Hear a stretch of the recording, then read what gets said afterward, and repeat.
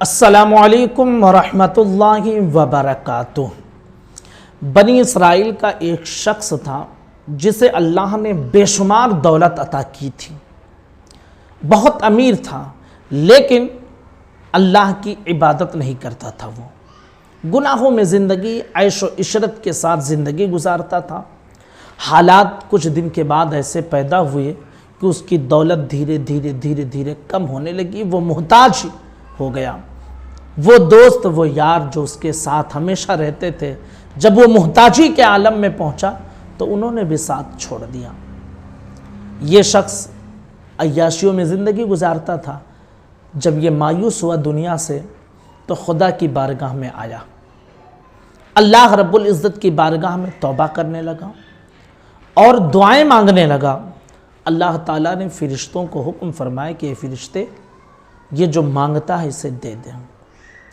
فرشتہ عرض کرتا ہے، مولا تیری بارگاہ میں ہم سوال نہیں کھڑا کرتے ہیں، لیکن یہ وہ شخص ہے جسے تو نے بہت نعمت عطا کی تھی، لیکن یہ عیاشی میں زندگی گزارتا تھا، اب جب کم ہو گیا ہے یا محتاج ہو گیا ہے تو مولا یہ تو دنیا میں الجھ کر تیری بارگاہ میں آیا، ڈر کر تیری بارگاہ میں نہیں آیا ہے۔ اللہ ارشاد فرماتا ہے، فرشتے دے دے اسے دے دیا جائے گا۔ وہ شخص پھر مالدار ہوگا، مالدار ہونے کے بعد پھر عیاشی میں زندگی گزارے گا، پھر کچھ دنوں کے بعد جب اس کی دولت کم ہوگی پھر خدا کی بارگاہ میں آئے گا۔ اللہ فرشتے سے کہے گا، اے فرشتے اسے دے دے۔ وہ کہے گا، مولا پہلے اس کو دیا تھا، پھر محتاج ہوا، تیری بارگاہ میں آیا، تو نے پھر دیا، لیکن پھر یہ عیاشی کرنے لگا، مولا اسے کیوں عطا کر رہا ہے؟ اللہ ارشاد فرمائے گا، اے فرشتے دے دے، اور میں یہ جانتا ہوں کہ جب اسے مل جائے گا تو واپس پھر یہ نہیں آئے گا میری بارگاہ میں۔ اسے دے دیا گیا۔ واقعی ایسا ہی ہوا کہ اسے جب دولت ملی تو پھر واپس خدا کی بارگاہ میں نہیں آیا۔ کچھ دنوں کے بعد پھر مال کم ہوا، پھر خدا کی بارگاہ میں آیا۔ اس طرح 7 مرتبہ وہ اللہ کی بارگاہ میں آیا، توبہ کیا، اللہ نے اسے عطا کیا، اور جب مل گیا تو واپس پھر پلٹ کر خدا کی بارگاہ میں نہیں آیا۔ 7 مرتبہ ایسا اس نے کیا۔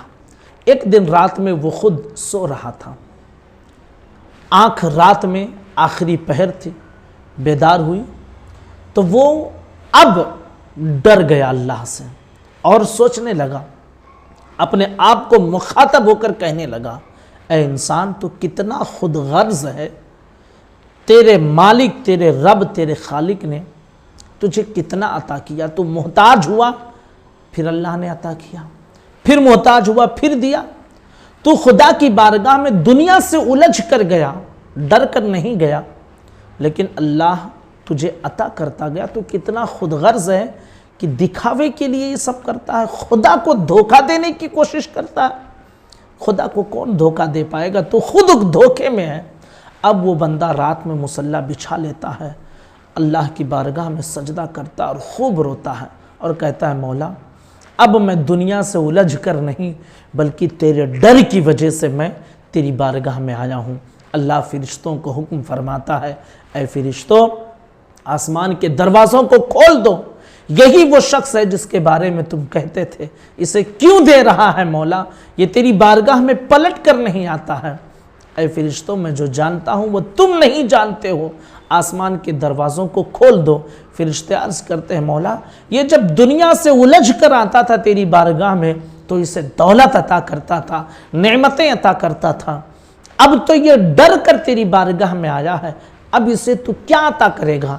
اللہ ارشاد فرمائے گا، اے فرشتوں میں دنیا میں اسے عزت عطا کروں گا اور آخرت میں بغیر حساب و کتاب کے اسے جنت عطا کروں گا۔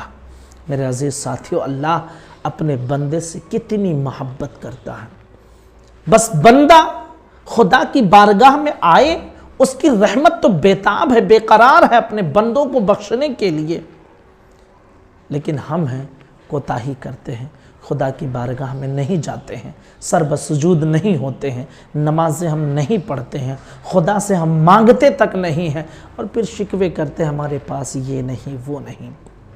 دنیا کے لوگ وہ ہیں کہ مانگو گے، ہاتھ پھیلاؤ گے تو ذلیل کر دیں گے، اور خدا کی بارگاہ وہ ہے کہ جتنا مانگو گے اللہ اتنی عزت عطا فرمائے گا۔ وہ ذلیل مانگنے والوں کو نہیں کرتا ہے، اور دنیا مانگنے والوں کو ذلیل کرتی ہے۔ لیکن ہماری فطرت ہے، ہم دنیا والوں سے مانگ لیتے ہیں لیکن خدا سے کبھی نہیں مانگتے۔ میرے عزیز ساتھیوں، اللہ اپنے بندے سے بے شمار محبت کرتا ہے، بے حد محبت کرتا ہے، کوئی حد نہیں ہے۔ تو ہمیں چاہیے کہ خدا کی بارگاہ میں آئیں، اسی سے مانگیں، لو لگائیں، نمازیں پڑھیں، اس کو راضی کریں، انشاءاللہ اللہ ضرور عطا فرمائے گا۔ اس کلپ کو زیادہ سے زیادہ لوگوں تک شیئر کریں۔ السلام علیکم ورحمۃ اللہ وبرکاتہ۔